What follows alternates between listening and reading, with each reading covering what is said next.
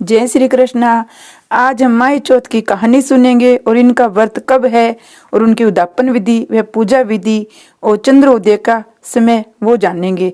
जय श्री कृष्ण भगवान की जय। ये व्रत माँ की कृष्ण पक्ष की चौथ को तिल चौथ का व्रत किया जाता है।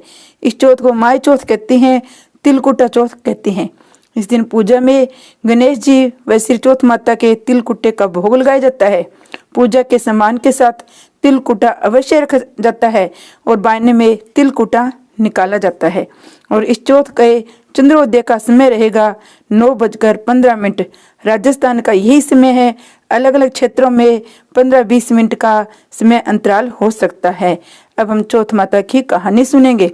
किसी शहर में एक सेठ सेठानी रहते थे। उनके कोई भी संतान नहीं थी। इससे दोनों बहुत ही दुखी रहते थे।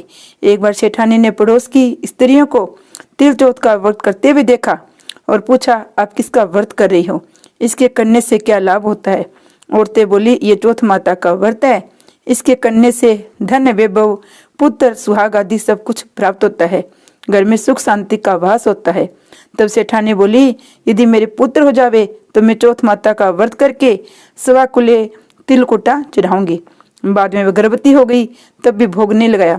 चौथ माता से बोली, हे चौथ माता, यदि मेरे पुत्र हो जावे तो मैं 2.5 किलो का तिलकुटा चढ़ाऊंगी। गौरी पुत्र गणेश व चौथ माता की कृपा से उसके पुत्र रतन की प्राप्ति हुई, पर उसने तिलकुटे का भोग नहीं लगाया। फिर जब वह लड़का बड़ा हुआ तो सेठानी बोली, इस लड़के का वह हो जाए तो 5.25 किलो का तिलकुटा चढ़ाऊंगी। भगवान गजानंद व तिल चौथ माता की कृपा व मेहरबानी हुई। उसके पुत्र की सगाई अच्छे कुल की कन्या से हो गई और लगन मंडप में फेरे होने लगे। लेकिन भाग्यवान सेठानी फिर भी चौथ माता के तिलकुटे का भोग लगाना भूल गई। तब चौथ माता व गणेश जी उस पर कोपित हो गए। फेरों के वक्त में 3 फेरे हुए थे। चौथ माता ने अपना कोप दिखाया और आई दुल्ले राजा का अपहरण करके ले गई। गांव के बाहर पिंपल के पेड़ पर उनको छिपा दिया।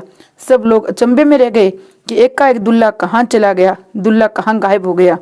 कुछ दिन बाद वह लड़की गणगौर पूजने जाती उसी पेड़ के पास से निकली तो पेड़ पर से दुल्ला बना हुआ लड़का बोला, आओ आओ मेरी अधब्याडी नारी आओ। तो वह भागी हुई अपने घर आई और अपनी माता को सब घटना कह सुनाई। ये समाचार सुनते ही सभी परिवारजने वहां पहुंचे। देखा कि ये तो वही जमाई है जिसने हमारी बिटिया से अध फेरे खाए थे और इसे स्वरूप में पिंपल पर बैठे हैं। सभी ने पूछा, आप इतने दिनों से यहाँ क्यों बैठे हो? इसका क्या कारण है? जमाई राजा बोले, मैं तो यहाँ चौथ माता की गिरवी बैठा हूँ। मेरी माता से जाकर कहो वह मेरे जन्म से लेकर अभी तक बोले वे सारे तिलकुटे का भोग लगाकर चौथ माता से प्रार्थना करे, क्षमा याचना करे, जिससे वे मुझे छुटकारा मिले। तब लड़की की सास ने अपने समधन को जाकर सारा हाल कह सुनाया। तब तो दोनों समधनों ने 125 मन का तिलकुटा गणपति भगवान गणेश जी व चौथ माता का पूजा करी और भोग अर्पण करके क्षमा याचना की। चौथ माता ने प्रसन्न होकर दुल्ले राजा को वहां से लाकर फेरों में बिठा दिया और वर वधु के साथ फेरे हुए। वर वधु सकुशल अपने घर के लिए विदा हुए। चौथ माता की कृपा से दोनों परिवारों में खुशहाली आ गई। हे चौथ माता, जैसे उस लड़के के साथ हुआ वैसा किसी के साथ न करना। कोई भी नर नारी भगवान के प्रसाद को चढ़ाना कभी न भूले।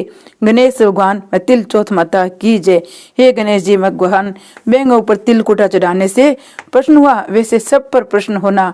जय चौथ माता की जय। चौथ माता की कहानी के बाद गणेश जी की कहानी कहेंगे। ये तिल चौथ गणेश जी की कहानी है। 2 देवरानी जेठानी थी। जेठानी के बहुत धंधा, देवरानी गरीब थी। देवरानी भगवान गणेश जी की बहुत आराधना करती थी। वह अपने जेठानी के घर रोज आटा पीसने के लिए जाती थी। जिस कपड़े से आटा छानती वह कपड़ा उसके घर लाकर पानी में धो लेती और अपने पति को घोलकर पिला देती।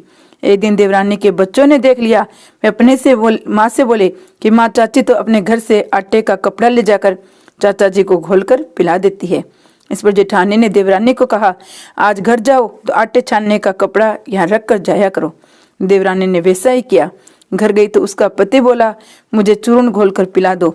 देवरानी बोली, आज उसने आटा छानने का कपड़ा वहीं रख लिया, मुझे लाने नहीं दिया, इसलिए मेरे पास आपको खिलाने के लिए कुछ भी नहीं है। उस दिन उसके पति ने भूख मरते गुस्से में आकर उसको लकड़ी व पाटे से खूब मारा। तकदीर से उस दिन चौथ माता का व्रत था। श्री गणेश जी का स्मरण करती हुई वह भूखी सो गई। तभी थोड़ी देर बाद में गणेश जी ने आकर कहा, आज तो तिल चौथ का व्रत है, तू भूखी क्यों सो रही है? तब देवरानी ने सारा वृतांत गणेश जी को कह सुनाया। तब भगवान गणेश जी बोले, आज मैंने तिल चौथ होने के कारण चूरमा व तिलकुटा बहुत ही खाया है, इसलिए मुझे निपटने के मन में है, सो कहाँ जाऊं? वे गुस्से में बोली, आज महाराज बहुत जगह पड़ी है, जहाँ जाए चले जाओ। गणेश जी ने सारा घर भर दिया। निपने जाकर बोले, पूछे कहाँ? फिर मैं बोली, मेरा लिलाट पड़ा है, पूछ लो। गणेश जी पहुंचकर चले गए। थोड़ी देर बाद उसने उठाकर देखा तो सारा घर हीरे मोतियों से जगमगा रहा है, सारा सिर भी सोने की आंबा से चमक रहा है। धन को बटोरने में देर हो गई, इसलिए जेठानी के यहाँ नहीं जा सकी। जेठानी ने अपने बच्चों को चाची के घर देखने के लिए भेजा कि चाची क्यों नहीं आई है।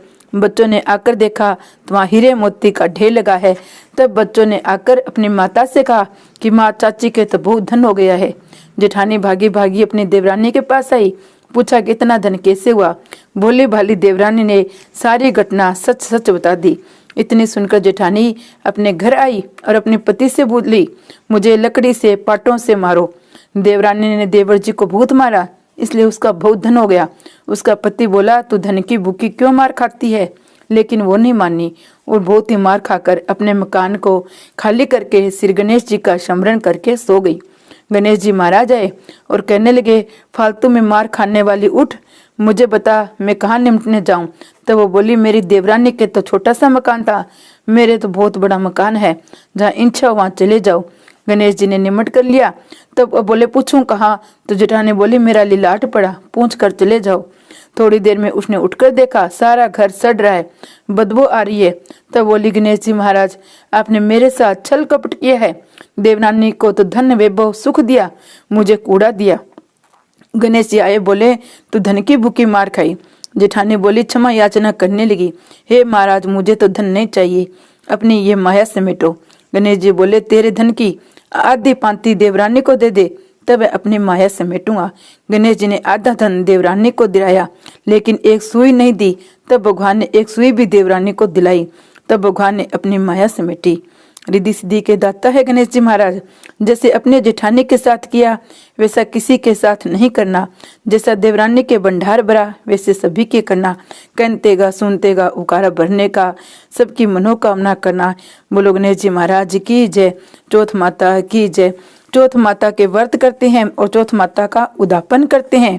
अगर कोई लड़की व लड़के का वह हो, उस वर्ष तिल चौथ का 1.25 किलो तिल का 1.25 पाव तिल गुड़ का शक्कर का तिल कुटा चौथ माता व गणेश जी को चढ़ाना चाहिए। 13 सुहागिनों को जिमावे, यदि जिमावे नहीं तो 13 जगह पूड़ी, हलवा, मिठाई, नमकीन, सब्जी, बर्तन आदि रखकर उनके घर भेज देवे। यदि कोई इतना भी न करना चाहे तो तेवरा घेवर मंगाकर उन पर हाथ फेर कर दे देवे। एक जगह साड़ी, ब्लाउज, सोने की लौंग, बिछिया, सिंदूर, पिटारी, सारो सुहाग को सामान रखकर सासू जी को देवे और सासू जी के पगान ले लेवे, सासू जी की आशीष लेवे। चौथ माता को व्रत सफल होवे। हे चौथ माता की जय। जय गणेश जी महाराज की जय।